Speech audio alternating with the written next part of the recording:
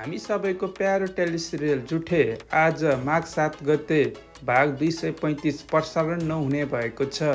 विविध प्राविधिक कारणले गर्दाखेरि आज प्रसारण हुन नसकेको हो। मलाई लाग्छ बल्छी ध्रुपेको फिल्म गोबर गणेश अहिले हलमा चलिरहेको छ।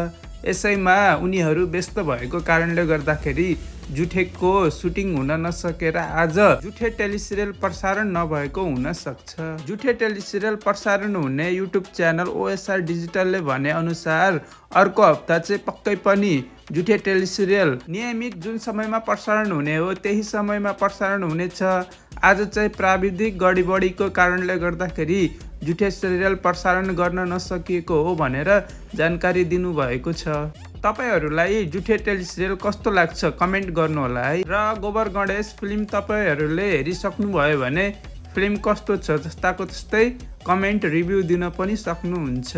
अब आउने भागमा जुठे र जुनकेरीको बिहे हुन्छ कि हुँदैन। अब हामीले जुठे टेलिसिरियल एकैचोटि अर्को हप्ताको बुधबार मात्र हेर्न पाउनेछौँ, भाग 235।